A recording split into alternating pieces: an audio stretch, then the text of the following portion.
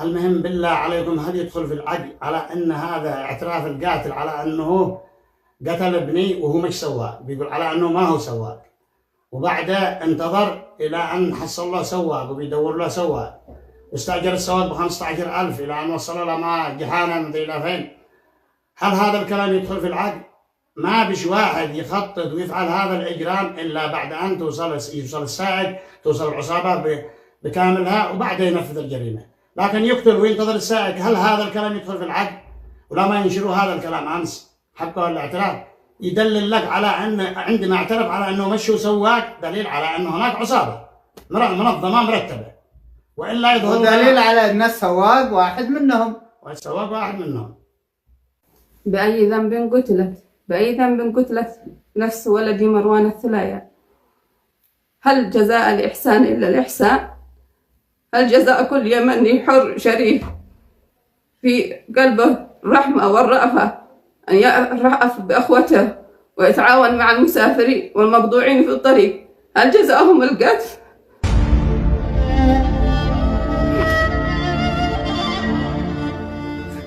ولدي مروان راجع من طريق الوديعة وإحنا منتظرين له بشوق ولهفة، ولكن الجناه اعتدوا عليه وخططوا جريمة محبكة من داخل الوديعة حتى وصل إلى يد العصابة كامل وغدروا به في الطريق، والأدلة موجودة والرسائل موجودة في تلفون ولدي وهم يتتبعوا خطواته رسالة بعد رسالة حتى تم جريمتهم كاملة.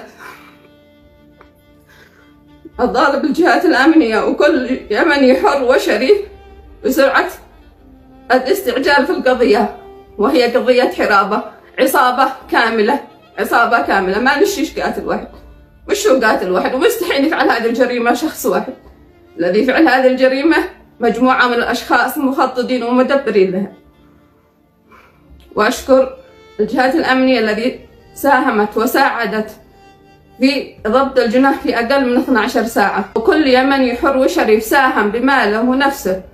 أشكر كل يمني اعتبر مروان ولده، ومروان ولد الجميع، واليوم مروان غدوة ابنك، غدوة أخوك، بعد ابن أخوك، بعد أبوه.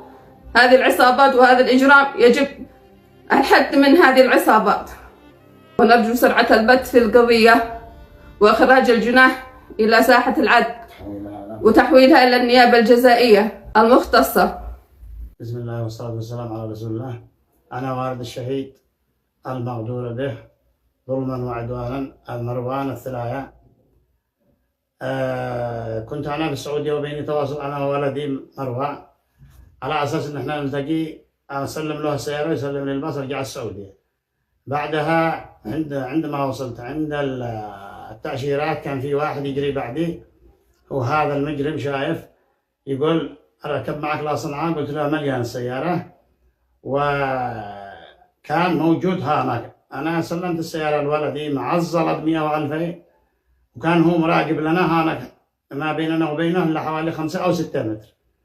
أنا رجعت السعودية وولدي خرج اليمن، وكنت أتابعه هنا، كان معه ولد عمي موجود معه، فكنت أتواصل معه يقول لي إحنا وصاحب خولان الذي كان يمشي بعدك، هو الذي ذكرني بهذا الكلام، معنا في السيارة.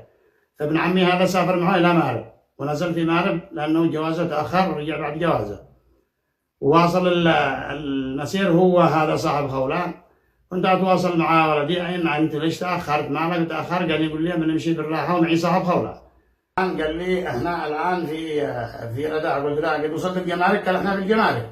قلت هذاك عثار مشي رداء لأنه ما يعرفش الطريق ابني. ليش هو من أول يدخل ويخرج؟ لا أنا بندخل وأخرج، هو ما يدخل لها مرتين. أيوه. فقلت له هذاك عثار باقي مسافة. قال لك باقي ساعة ونص إلى أن نوصل رداء.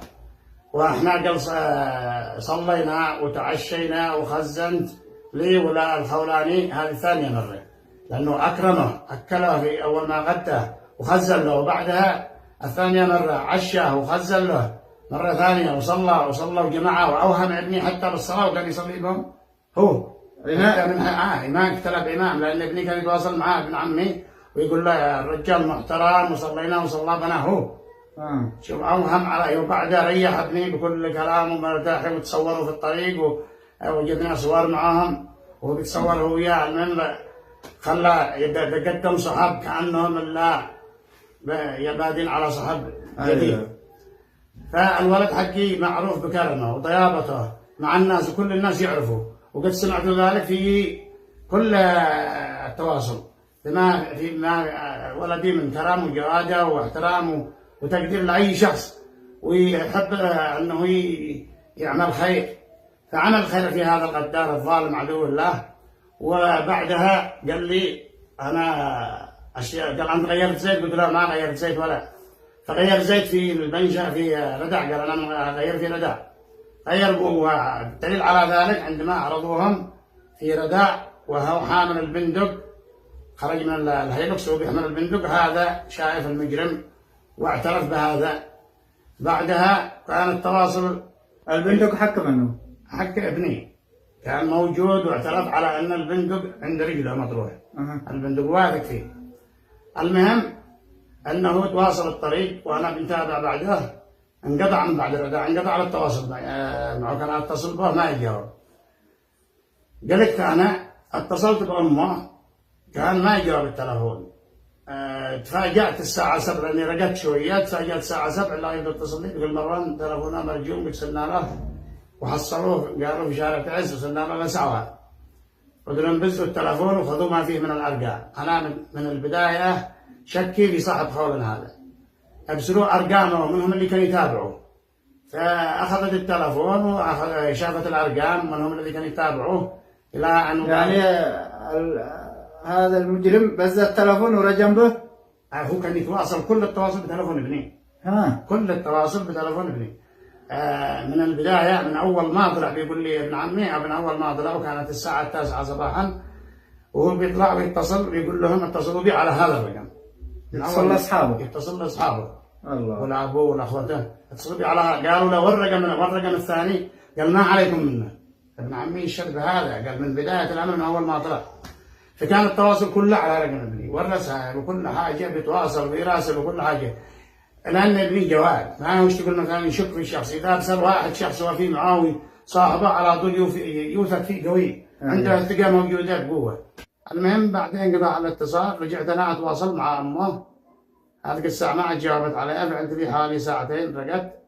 تفاجأت الصباح منها باتصال، وهي تقول لي تلفون مروان، يتصلوا بي ناس على أن تلفون مروان مرجوم في الطريق أو حصلوه في الطريق.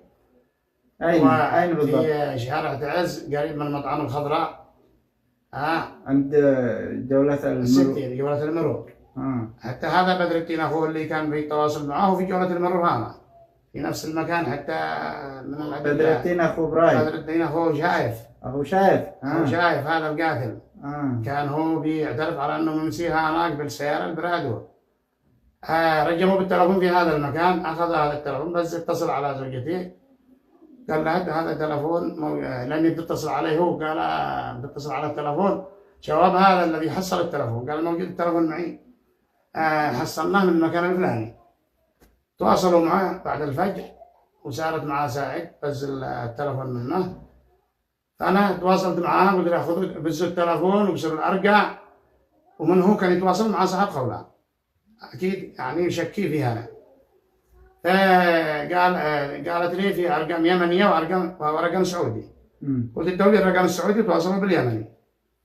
تفاجأت بعد لحظات، الله وهي تقول لي الرجال الذي كان يتواصل بالسعودي هذا براسله بالرقم السعودي مسح كل حساباته، مسح الواتس، مسح الرسائل، مسح كل شيء.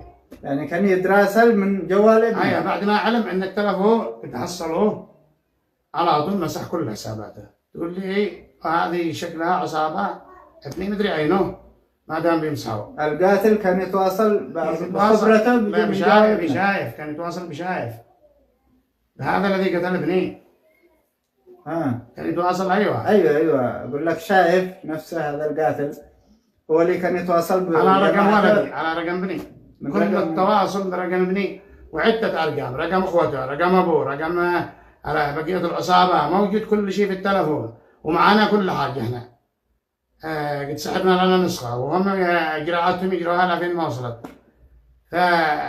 بعدها كان يتابع، قلت لهم بلغوا القسم، وبعدها منتظر لأي خبر أنا، وكل واحد يقول لي ابنك موجود، ابنك في البحث الجنائي، ابنك موجود هو وقعد بيننا المشاكل، هو صاحب خولا شوية ومدري ايش. قلت لهم والله إن ابني قتله. من اللي كان يقول لك؟ جماعتنا في السعودية يطمنوك. ايوه يدمروني، وهم بيتواصلوا لها قد عرفوا بالخبر. كان اقول لهم ابني والله ان ابني قتل ولا مختبر. في النهايه بعد ما وصل الفيديو على طول عرفت ان ابني هذه قتلوا ابني حق السيارة. حق السيارة. عرفت ان الرصاص وقعت له في القلب وانه قتل. كنا نتواصل، قالوا لما خبروني على انهم لقوا السيارة في مكان في خولة. كيف لما لقوا السيارة؟ المواطنين أصحاب خولة هم الذي لقوا السيارة وصوروا حتى حقها التأشيرة. هو فلت التأشيرة هانت مع جواز الود حكي، أما أوراق السيارة مع مفتاح السيارة ولا حد الآن لم يجيبوا لنا لا زلط ولا مفتاح السيارة ولا الأوراق. البيان الجمركي مع الكارت مع السويس مع 100 و2000 لم يتكلموا عنها حتى كلام، حتى نسمع عنها حتى خبر، لا حتى الآن ولا أي خبر. المهم أنه في خلال ما صوروا المواطنين السيارة وهي في مفرق بني شتات حسب قولهم، كان يصوروا الفيديو بيقولوا يا زبن الله تعرف هذه السيارة يا زبن الله.